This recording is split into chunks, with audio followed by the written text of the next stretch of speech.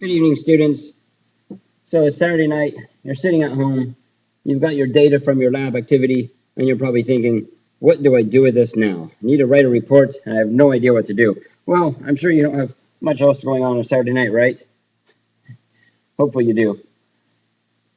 Uh, so I'm going to go over this lab rubric that I'm going to put on the Padlet site, and I'll send a remind, of course, obviously this is important for me to say that now. Yeah, obviously you will have gotten a remind here a little while ago, and it told you to come look at this document. So this lab rubric, it's kind of got a broken down, or I'm sorry, a breaking, how do you say? It's broken down into like categories of what I'm going to be looking for in each report, and I just want to go over each little thing so you know exactly what to put there. So you might be reading this thinking I have absolutely no idea what to put in each of these little things, so I'm going to go over each one of them. So starting with the category of the introduction, one of the things is have your lab objective clearly stated. What I'm really looking for is what is the goal of your lab? Next thing on the introduction is to include a discussion of the concepts of Newton's laws, kinetic and static friction, coefficient of friction. Well, I'm going to talk about that one, plus the next one, which is to summarize the methodology. Basically, both of those you could put together into one quick little thing and simply say, how is this going to work? How is this lab activity going to give you your goal? So for example, you're lifting up this ramp, and you've got an object placed on it, and eventually when you lift it to a certain angle, the gravitational force is going to be equal to the frictional force, and you'll know that when the object either moves or continues to move when bumped, and you're going to use the data collected from that time to calculate a coefficient of friction, either static or connected. Don't quote me word for word on that. If you say exactly what I just said, I'll probably put your lab report in the shredder. Not really, but please don't write that. Please don't write down exactly what I just said, but write down something along those lines. All right, the next one is says to briefly summarize the results of this lab.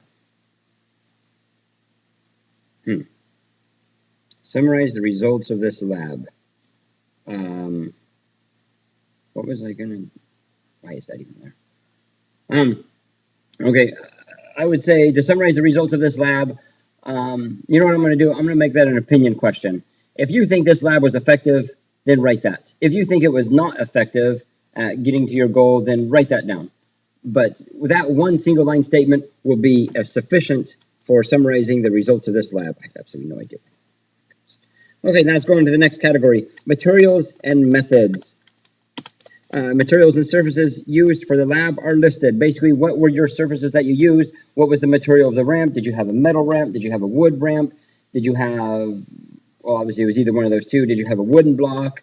Did you have a metal block? Did you have a cloth surface, a vinyl surface, a sandpaper surface? Make sure you're talking about each of those surfaces that you used, and what other measuring device you may have used, such as the meter stick, for example. All right, next thing, experimental procedure is written in paragraph format and multiple trials. Let's take off that multiple trials part. I don't want no, we don't want that in there. All right, experimental procedure is written in paragraph format. That's pretty good, as long as you talk about the procedure by which you're going to go through and get your data, the procedure that you're going to use to get your data, and it says it on the procedure guideline. It says to make sure you write your procedure in such a way that a person who's not familiar with the experiment could perform it themselves. That's the main thing to think about when you're writing that part right there. Okay, oops. Let's do the next part, which is include at least one. Oh yes, the diagram. Make sure you have a diagram of what you actually did in the lab. Basically, a diagram of your ramp.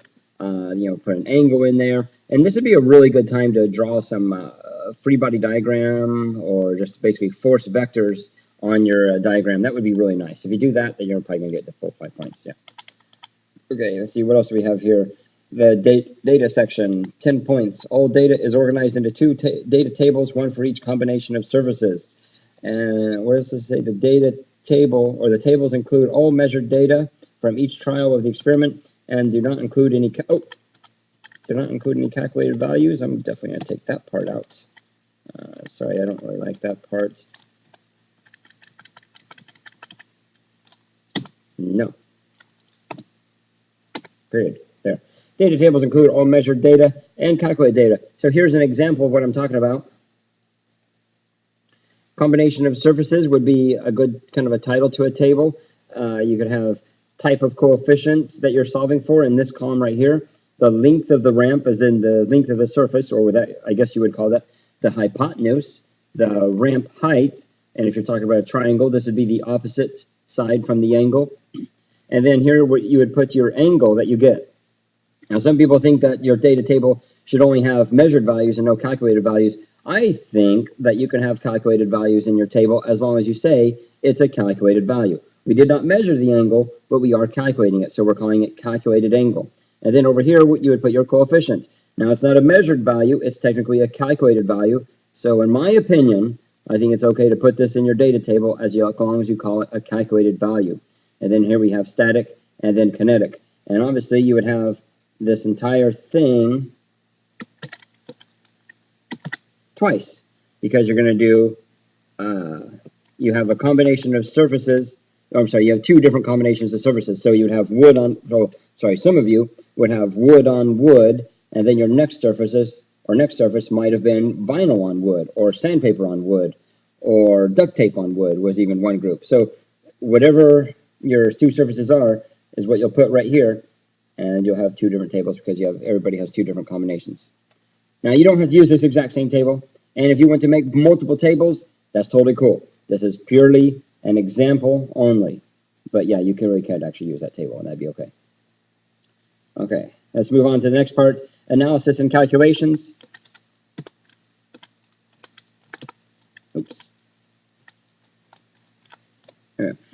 Equations are derived to calculate the coefficient of kinetic and coefficient of static friction. I'm really just looking for one equation that has a sum of forces in the y direction and another equation that shows a sum of forces in the x direction. So if you just skip to the simplified version here because you saw what I did in class one time, sorry, that's not going to give you your full 10 points. You need to have a sum of forces in the x direction and a sum of forces in the y direction. You don't have to put in numbers. You can simply write down, for this situation, what are the sum of the forces in the y and the x direction, and you'll get the full 10 points right there. That's pretty neat. And then calculations are included for how the static and coefficient and kinetic coefficient are determined for all two combinations. No, I don't want to read that much stuff. I mean, that's neat. If you can do one, let's say,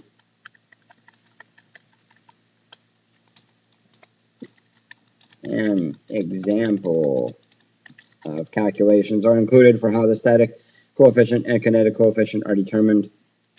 And actually, do you think that process is exactly the same? Yes, it is. So I'm going to, for the coefficients, there, we're determined. One example will be sufficient for what we're doing here, and that'll give you the full 10 points. Basically, here on this first part, your analysis and calculations is where you'll have your sum of your forces in the x and y direction without numbers, and then here you'll have some, or if you want to put a simplified version here, that's totally awesome, of how you calculated it after you simplified it. As long as you show how you simplified it, then you can put just a simplified version of the equation here, or you could just put in the non-simplified version with the numbers. However, there's going to be a problem with that. Did anybody in our lab or in our class measure the mass? Probably not, because I told you didn't need to. So you're probably only going to be able to do a simplified version there, since we knew that we didn't need to measure the mass, because my students are awesome. All right, let's go into the last part here. Conclusions. Summarize the results of the coefficient of static and kinetic for each combination of surfaces. When it says summarize the results, really what I want to know is which one is bigger. Was the static bigger, or was the kinetic coefficient bigger in each of the situations? So you'll have that twice. For your first combination of surfaces, was the static or coefficient bigger? And I'm sorry, static or kinetic bigger. And then for your second your second combination of surfaces, was the static or kinetic coefficient bigger? That's what I really want to see there. Next part, not last part. Discuss reasons why a combination of surfaces would have a higher or lower coefficient of friction than another combination.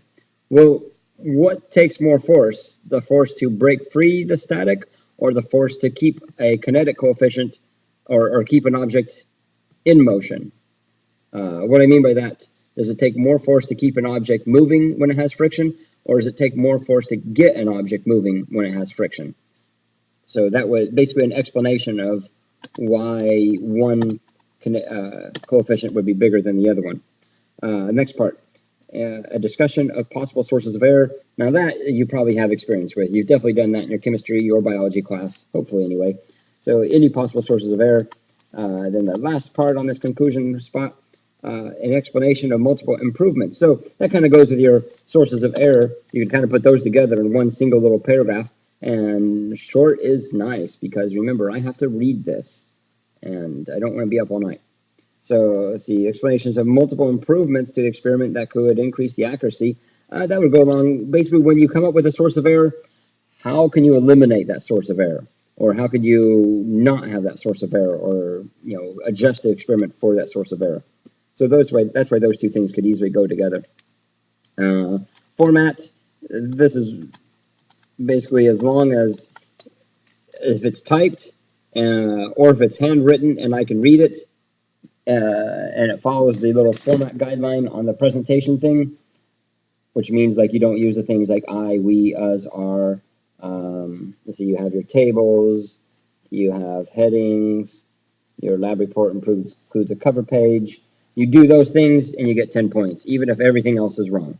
So that's pretty nice. You automatically get 10 points just for following the format.